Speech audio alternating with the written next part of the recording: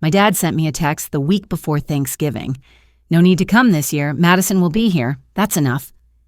Just like that, I was uninvited, unnecessary. The daughter who paid off their second mortgage, who saved the family cabin from foreclosure, was now an afterthought. So I smiled, closed my banking app, and quietly stopped paying. Let's see how warm Thanksgiving feels when the heater shuts off. My name is Evelyn Carter. I live alone in a small town in Maine where the wind starts biting in October and doesn't let go until April. I work as a nurse at the local hospice, which means I'm used to quiet moments, hard decisions, and carrying more than my share. But nothing I've dealt with, no patient, no midnight shift, prepared me for that text. It came at 4:12 p.m. on a Thursday from my father. Hey Ev, no need to come this year. Madison will be here and that's enough. 15 words.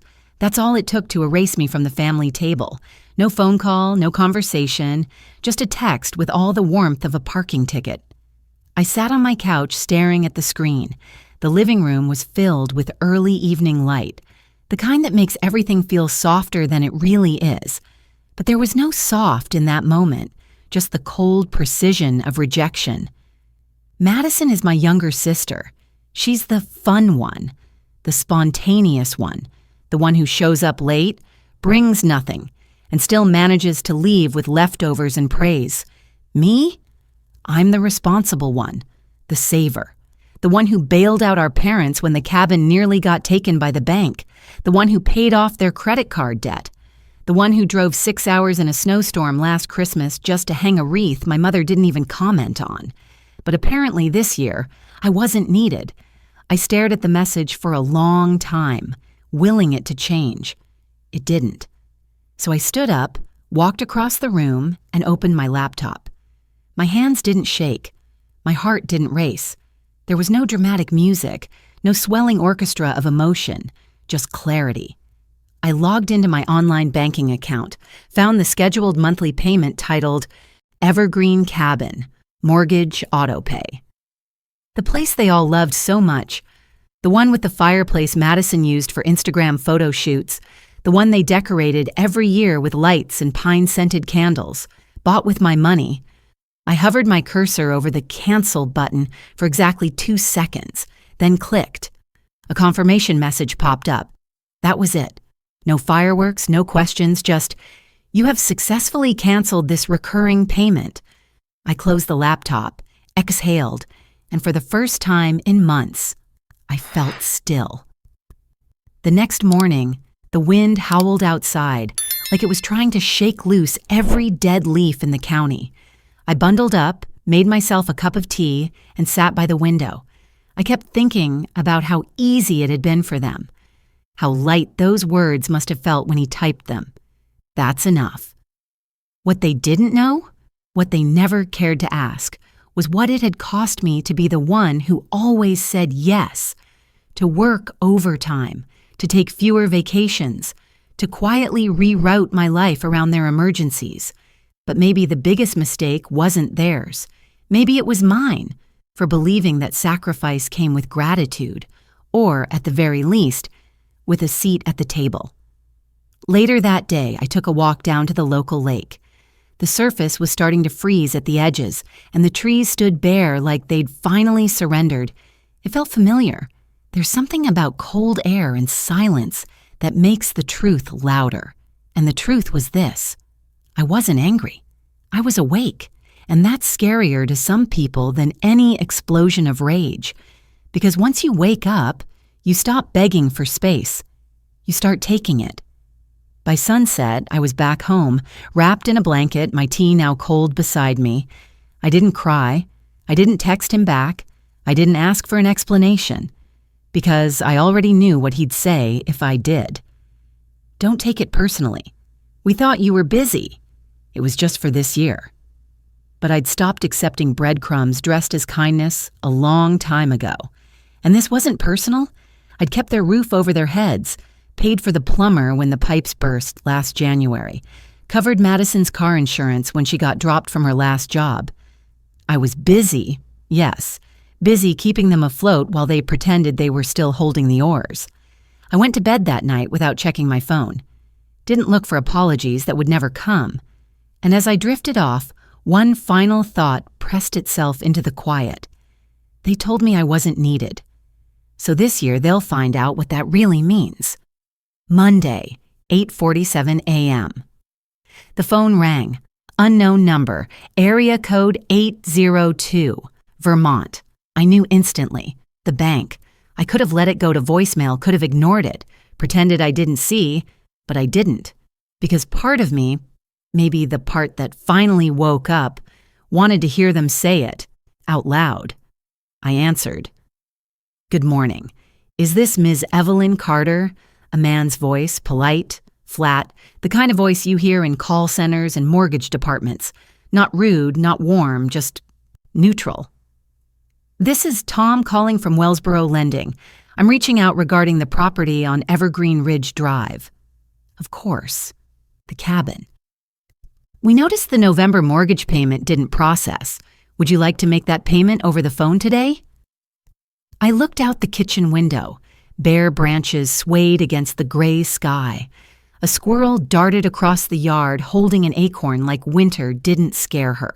No, I said calmly. I canceled that payment on purpose. He hesitated. Oh, would you like us to record a reason on the account? I paused, not because I didn't know what to say, but because there was no easy way to explain years of quiet disappointment in one short sentence. Finally, I said, sure. Write this. Sometimes enough is enough. Tom didn't react. Maybe he was typing or choosing not to ask questions. After a few seconds, he replied, still professional, noted. Thank you for your time, Miss Carter. I set the phone down and sat in my quiet kitchen. No clinking dishes, no TV in the background, just the faint hum of the heater and the sound of my own heartbeat. Steady even. I didn't feel regret. I felt relief. But freedom always comes at a cost. And when the door to silence opens, memory floods in. I remembered the first time I signed the cabin loan.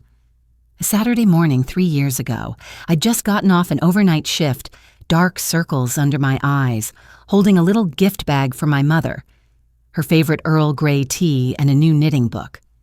As I walked in the door, my dad sat silently at the kitchen table. My mom was dabbing her eyes with a tissue. No one spoke. I set the bag down. What's going on? My dad avoided eye contact.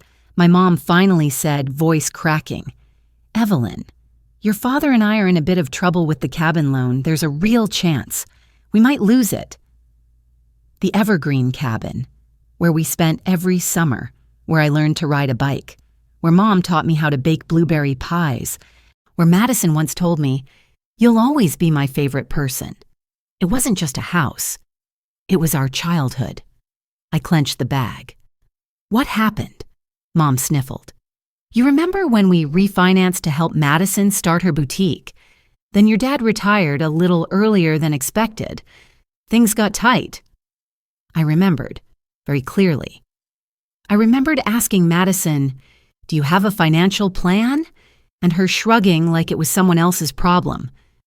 I sat down, exhausted from the shift and from knowing exactly where this was going. Mom looked at me, her eyes full of hope.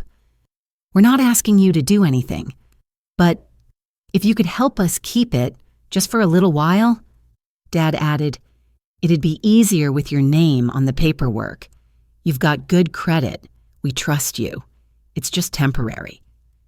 I nodded, not because I didn't understand the consequences, but because I believed that this was what family did.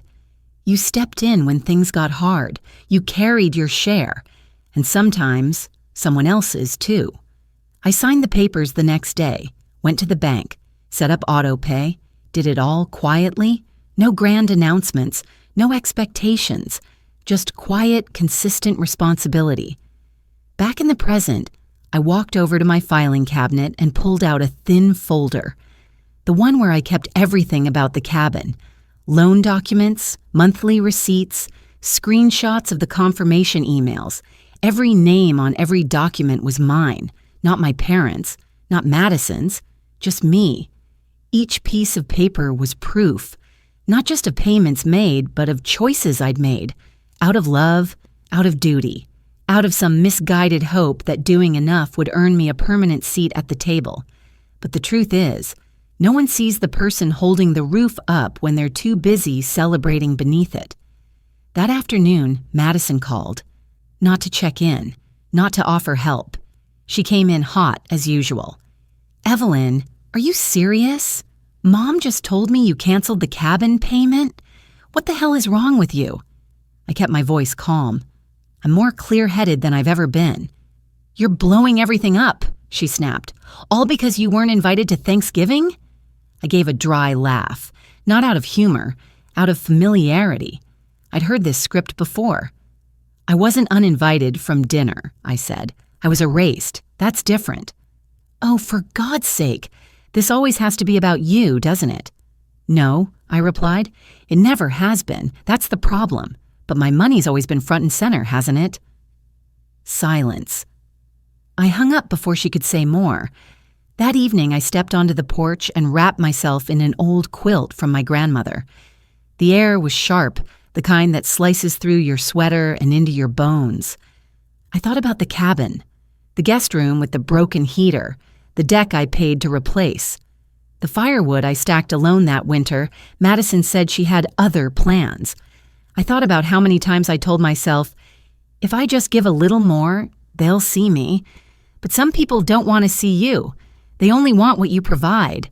And I'd finally stopped providing. Thursday morning, I sat at my kitchen table, holding a half-empty mug of cold coffee and staring out the back window. The frost had started to creep up the glass in lace-like patterns, the kind of quiet warning winter gives before it fully arrives. My phone buzzed, a notification from the bank app, the same account I'd used for years to pay the cabin mortgage, the one I'd just emptied. I tapped the screen. A balance of $6.83 remained, and just below it, as if my phone knew where my mind had already started to drift, a photo album from 3 years ago resurfaced. Madison and Dylan's wedding. I hesitated for a moment, thumb hovering over the screen. Then I tapped. Sometimes we pick the scab not because we want to bleed, but because we need to remember why it hurt. Madison got married at 26, an intimate garden wedding at a luxury vineyard outside Burlington. All whites and pastels, glowing string lights, a string quartet under a floral arch. The kind of wedding you see on bridal blogs and Pinterest boards. The kind of wedding that cost over $42,000. And I paid for more than 2/3 of it, not because she asked. Not directly, anyway. Madison never really asked for things. She hinted. She implied. She painted beautiful disasters and waited for someone to rescue her from them, preferably someone with a reliable job and a bleeding heart. I still remember that brunch. French toast, overpriced lattes, and Madison sighing dramatically as she scrolled through her phone. "The vineyard wants a deposit by the end of the week," she said, staring at her screen. "But Dylan's loan payments are killing us, and Mom and Dad can't help much. You know they're still behind on the cabin." She sipped her mimosa, glanced at me. Just once, just long enough. I didn't say anything that day, but I went home and opened my budget spreadsheet. That night, I sent her an email. "I can cover the venue and the photographer. Call it an early wedding gift." She replied with, "OMG, Ev, you are an angel." I printed out that email and stuck it in a folder labeled "Gifts Given, No Receipts Needed." Not for proof, just for memory. A paper trail of all the ways I kept the ship from sinking while pretending it wasn't mine to steer. The day of the wedding was beautiful. Crisp autumn air, golden leaves, a blue sky that felt like it had been custom ordered. I arrived early, as always, in flats per Mom's request, wearing a neutral taupe dress that wouldn't draw attention. I didn't have a designated seat, no sister of the bride sash, no speech, no photo op. Just a smile and a clipboard in my hand because the wedding planner had been overwhelmed and asked if I could help direct the florists. Of course I said yes. Madison was radiant in her lace gown, her hair perfectly curled, her makeup flawless. She posed for photos on the vineyard path, giggling as Dylan spun her around like they were in a rom-com montage. I watched from a distance, holding her bouquet between takes, making sure her veil didn't catch on the fence. At the reception, when everyone raised their glasses to toast the couple, my mother stood and thanked the guests for being part of Madison's dream day. No mention of me. No quiet thank you. Not even a glance. I sat at a table with cousins I hadn't seen in years. My name card misspelled Evelyn. A friend of Dylan's came over between courses and asked, "So, are you part of the bride's side or the groom's?" I blinked. Bride's. I'm her sister. "Oh, I didn't realize. You must be the one who lives in Maine or something?" "Yeah," I said softly. "That's me." I didn't tell him I'd also paid for the cake he was devouring, or the string quartet still playing under the fairy lights, or the dance floor beneath his feet. After the wedding, while Madison and Dylan honeymooned in Italy, I stayed behind to help clean up. I boxed leftover centerpieces, returned rented heaters, drove my parents' car back to their house because they were too tired to drive. 3 weeks later, a postcard arrived from Venice. "Ev, thank you so much for helping with a few little things. I'll tell our future baby how lucky they are to have an aunt like you. A few little things." I stared at those words for a long time. I didn't want praise or applause. I didn't expect to be in the spotlight, but I'd hoped, foolishly, that my presence, my support, my quiet sacrifices would at least earn me acknowledgement, even just once. Instead, I'd become part of the scenery, useful, invisible, expected. Just last week, Madison sent out fancy gold-foiled invitations for their upcoming baby shower/baby moon, a weekend getaway at a lakeside spa resort in Tahoe. I wasn't invited. The card included a soft apology, limited guest list, budget's tight. You understand, right? And I did. Oh, I understood perfectly. I understood what it meant to be a backup plan, not a family member. I understood what it felt like to be remembered for what you gave, but never for who you were. That night, I pulled out a small wooden box from the top shelf of my closet.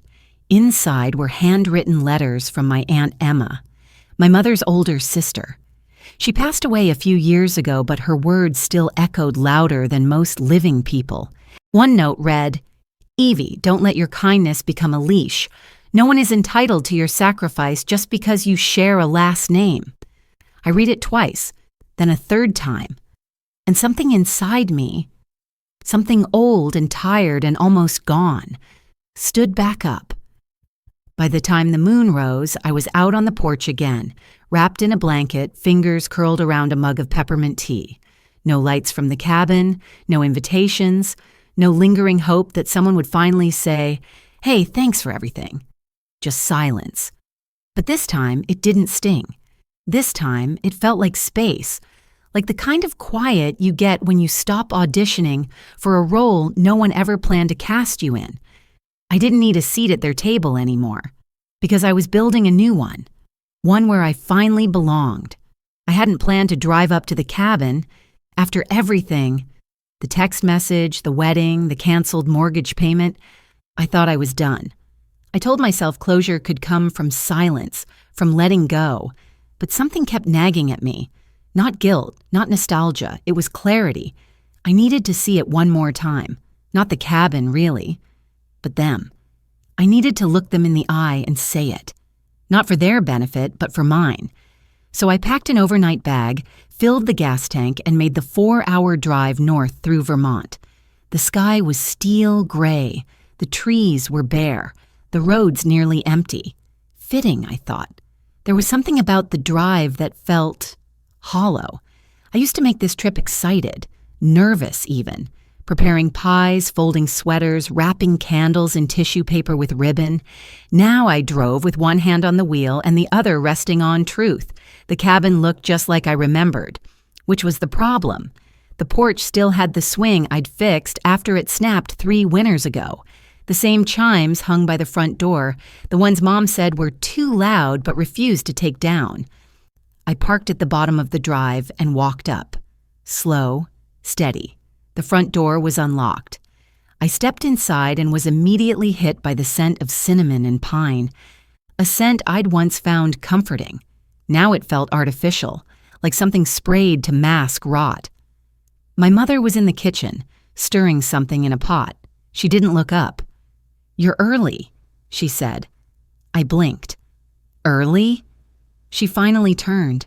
Her face was tight, polite, like I was a guest she didn't know how to host. "I figured you'd show up eventually," she added, wiping her hands on a towel.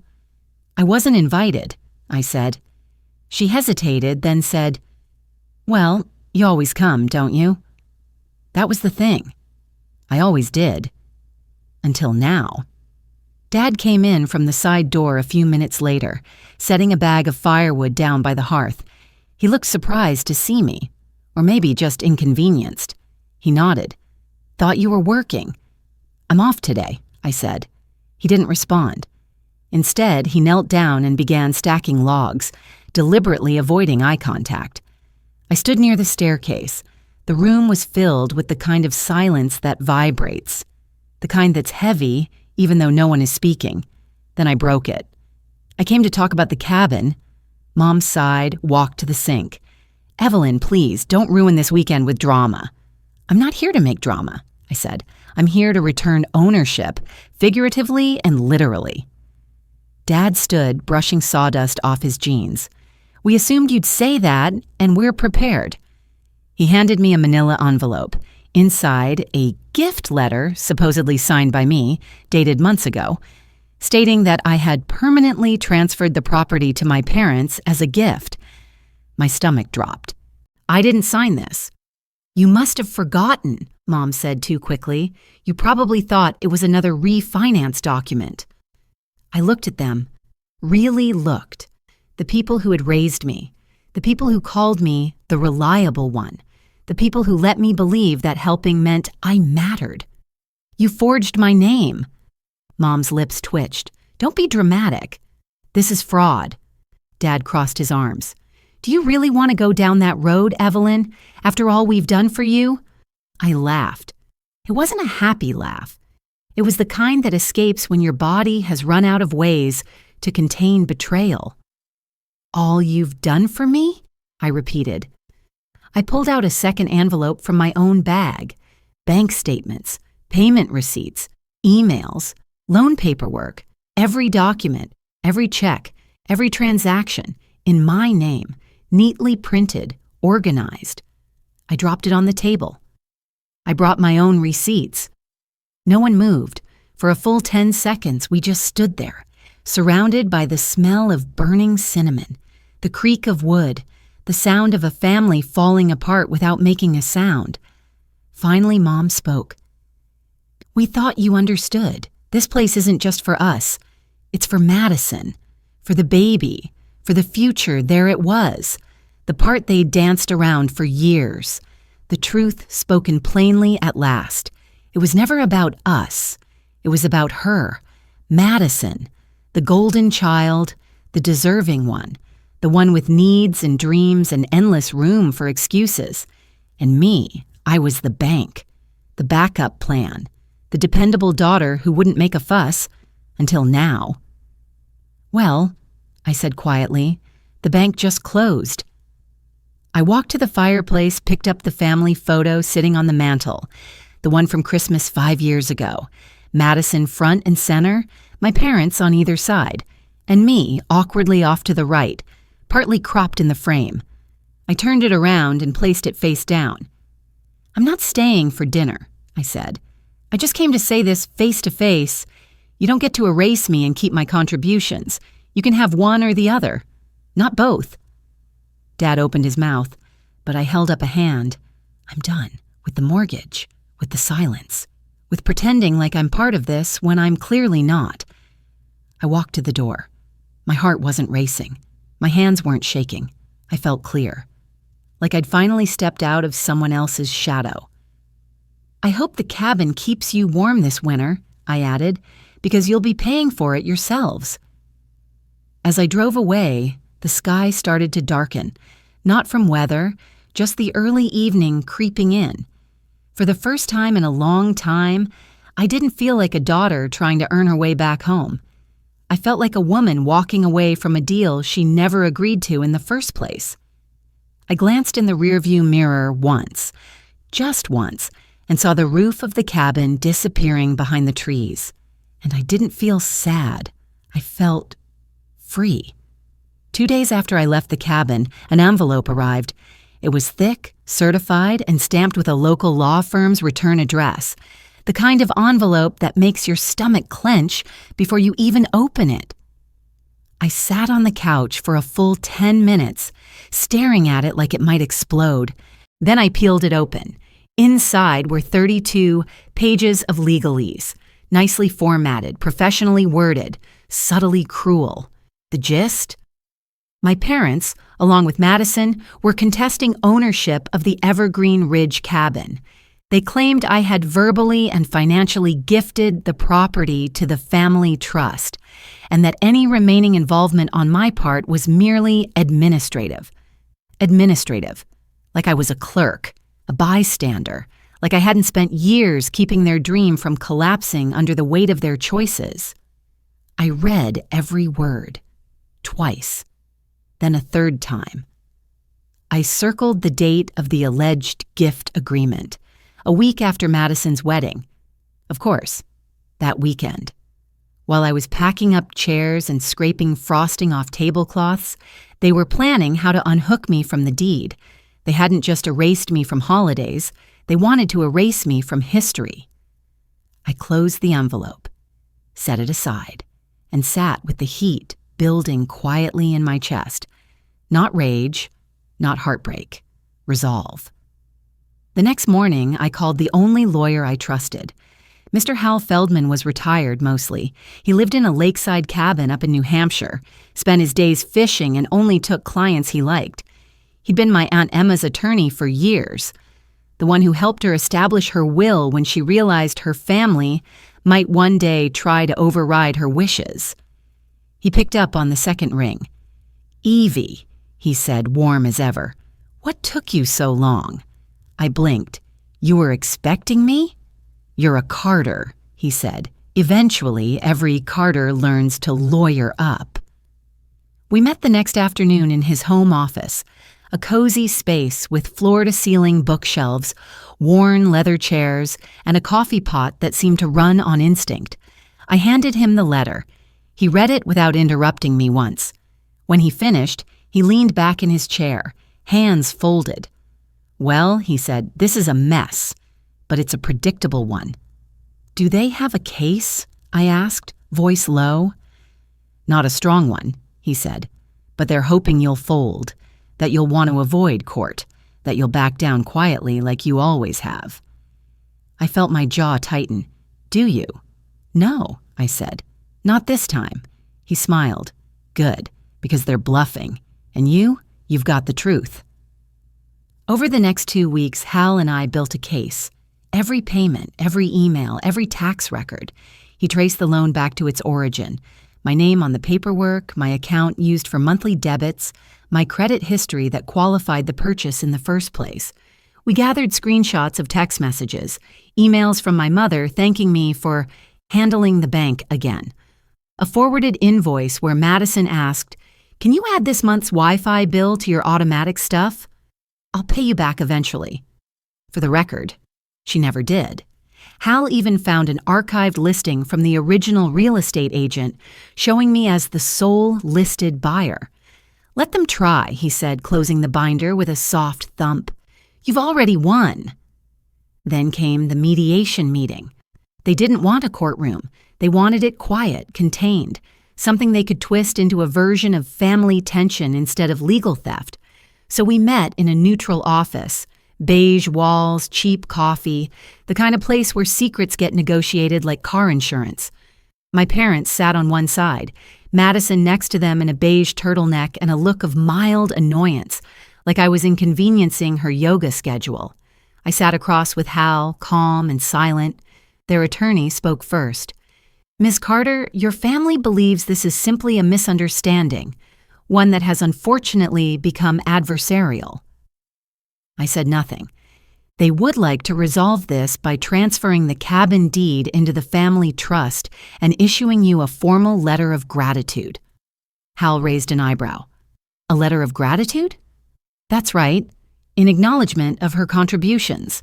He looked at me. I nodded. And then Hal did what he does best. He spoke slowly, clearly, like a man who knows he doesn't need to raise his voice to win. My client owns the cabin. Every financial trail leads to her. Every document backs her. Any forged signatures, any manipulated records. Those are crimes, not misunderstandings. If you want to bring this to court, we will. But be advised, discovery is public, and reputations don't fare well under oath. Silence. My mother opened her mouth, closed it. Madison scoffed. "Why do you even want it?" she snapped. "You don't even come here anymore." I met her eyes. "I want it because I earned it, and because I'm done giving things away just to be tolerated." In the end, they withdrew the claim. No apology, no acknowledgement. Just a quiet agreement to never contact me about the cabin again. I left the office that day not with a smile, but with something better. Certainty. That evening, back at home, I pulled out the box of old Christmas ornaments I'd shoved to the back of my closet. Near the bottom was one I hadn't touched in years, a glass cabin with a tiny wreath on the door.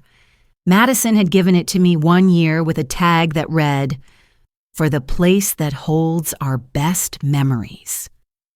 I held it in my hand, let the weight of it settle in my palm. It wasn't true, not really. The cabin didn't hold our best memories. I did. I was the one who made space, who showed up, who paid, who stayed long after the love ran out, hoping, stupidly, that it would return. But now I knew better. I hung the ornament on my window hook right above the kitchen sink. The sun hit it just so, casting tiny rainbows on the counter, and I whispered to no one in particular, "I kept the lights on, you just never noticed." I didn't need to tell anyone what happened in that conference room. I didn't post about it. I didn't call my cousins. I didn't text Madison, though part of me wondered if she was waiting for me to. I didn't have to, because truth, real truth, doesn't require an audience. It just needs time. And time, as it turns out, had a front row seat. It started with a phone call from my Aunt Denise, my mother's younger sister. "Evelyn," she said, barely 2 minutes into the conversation, "did you really take the cabin from your parents?" I almost laughed. "No," I said calmly. "I just stopped letting them take it from me." Silence. Then softly she said, "I thought something felt off. Your mom's been acting strange. Madison, too." I didn't go into detail, didn't need to. "I'm not angry," I told her. "I just stopped participating." By the end of the week, I started getting little messages, quiet ones. A former neighbor from the cabin road emailed to ask if I was okay. A childhood friend texted, "I always thought you owned the place. Your name was on the county records, right?" I hadn't realized people had noticed. But they had. They always do. They just don't speak until the silence breaks for them. Madison didn't reach out again, but I heard from someone who worked with her, a designer at the boutique she co-owned. The message was vague. "Don't know the whole story, but she's been really off." Snapping at people. Canceled a bunch of inventory orders last minute. Said something about betrayal. Not my business, but I figured you might know why.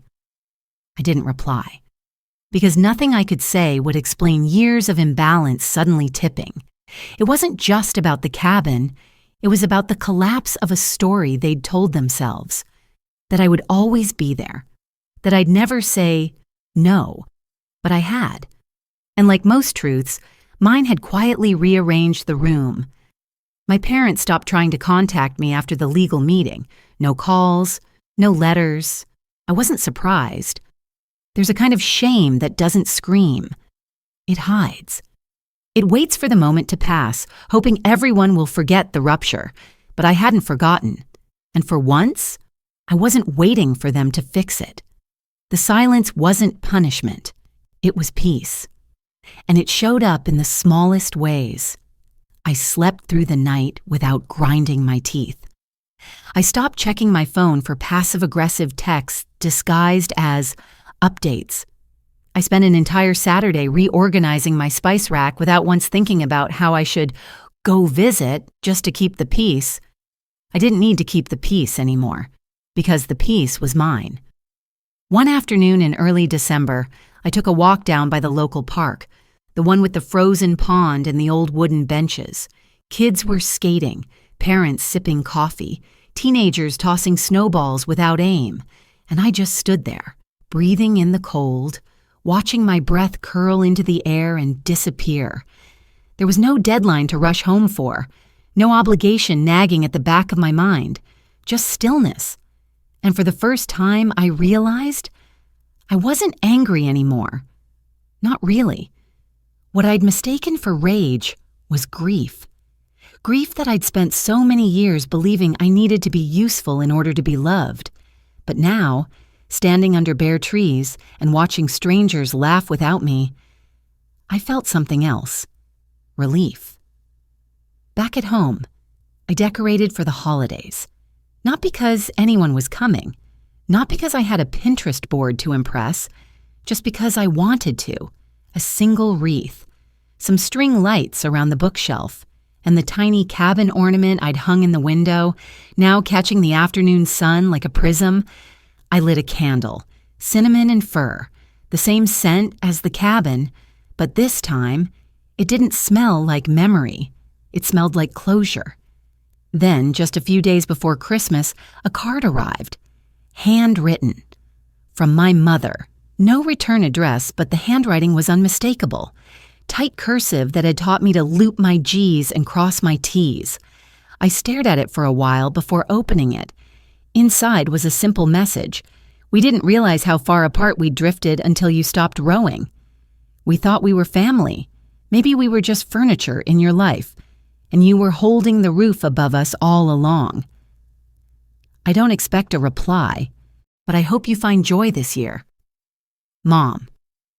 I folded the card, pressed it between my palms, let it sit there like something warm and unfamiliar. I didn't cry. I didn't write back. But I didn't throw it away either, because even though it came too late, it came. And that was enough for now. New Year's Eve came quietly. No party, no resolutions, no countdown. Just me, a wool sweater, a cup of tea, and the gentle hum of nothing demanding anything from me. I sat on the porch, wrapped in a blanket, watching snow fall under a dim streetlight. No phone calls, no drama, no versions of myself I had to perform to earn a place at someone else's table. Just Evelyn, not the responsible one, not the fixer, not the one we can always count on, just a woman in a quiet house, holding her own joy, like a matchstick in the dark, burning just enough to warm herself. And finally, that was more than enough. It's strange. The first time you wake up and realize there's nothing and no one waiting on you. No deadlines, no birthday to remember for someone who forgot yours. No spreadsheet in your head tallying who needs what, when, and how much you can carry without breaking. Just air and time and room.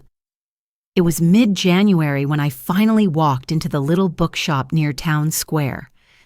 The one I'd passed 100 times but never entered. A bell above the door chimed as I stepped in. The smell hit me immediately. Paper, ink, and old wood. The kind of scent that always made me feel safe as a child. I spent nearly an hour wandering the aisles, picked up a used copy of The Housekeeper and the Professor, and a journal with a navy blue cover I didn't need but wanted. As I paid, the woman behind the counter smiled and said, "You look like someone who just made space for something new." I blinked, then smiled back. "You could say that." I started writing again. Nothing serious, Just little things. Scenes, memories, lines of dialogue that didn't belong to anyone yet. At first it was awkward, like trying to speak a language I hadn't used in years. But soon, the words came more easily. I wasn't writing for recognition. I was writing to hear my own voice again, one that wasn't layered under politeness or permission. I also started therapy. A few sessions in, my therapist, a woman named Sheila who wore chunky earrings and didn't believe in sugarcoating, said something that stopped me cold. "You're grieving a role you never wanted, Evelyn," she said, "and letting go of that grief doesn't mean you stop being a good person. It means you stop being everyone else's version of one." That one sentence unlocked something in me. I realized I'd spent most of my life being useful because it made me feel safe. And the moment I stopped being useful, I felt disposable. Not because I was, but because they taught me to believe I was. Around February, I got a text from Madison. No preamble. Just this: "I don't know how to talk to you anymore, but I hope you're okay." I stared at it for a long time. I didn't reply, not because I wanted to punish her, but because I didn't owe her immediate forgiveness for years of erasure. Healing doesn't mean pretending it never happened. It means choosing where to place your energy. And that day, I placed mine elsewhere. I made soup, went on a walk, finished the novel I'd started in January. Spring came slowly that year. Patches of snow held on like stubborn regrets. But eventually, green pushed through. And one Sunday morning, I drove to a plant nursery and bought 3 small lavender pots. I planted them in my backyard. The same herb I'd grown once at the cabin. The one that never took root. This time, I gave it space. Sunday. Time. And this time, it bloomed. I also joined a writing group at the local library. Nothing fancy, just 6 women, all over 40, all with stories tucked into drawers or hearts or hard drives. We met every other Tuesday. We didn't always write. Sometimes we drank tea and talked about grief and cooking and menopause and the sheer miracle of surviving our 20s. No one asked me what I did for my parents. No one looked at me like I owed them something. They just saw me. And that was enough. One evening, we shared short pieces about letting go.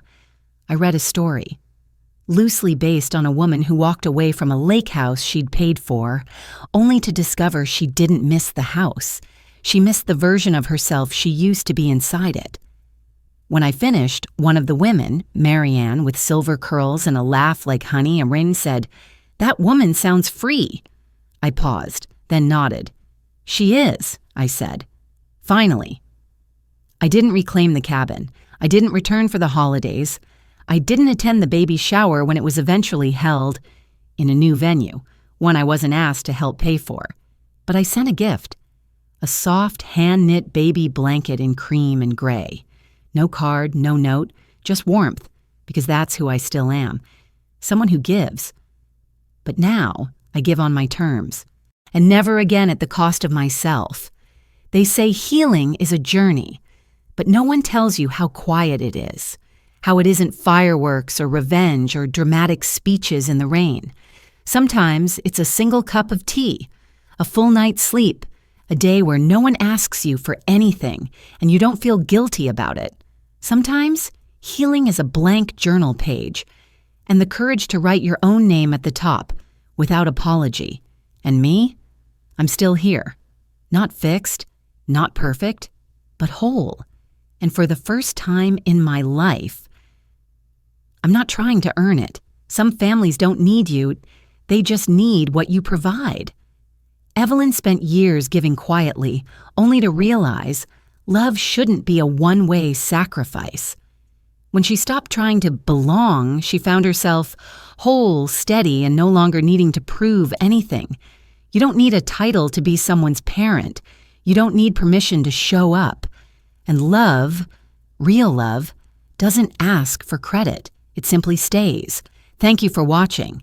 If this story touched your heart, please like, share, and subscribe. And always remember, you matter. And the love you give, it leaves a mark.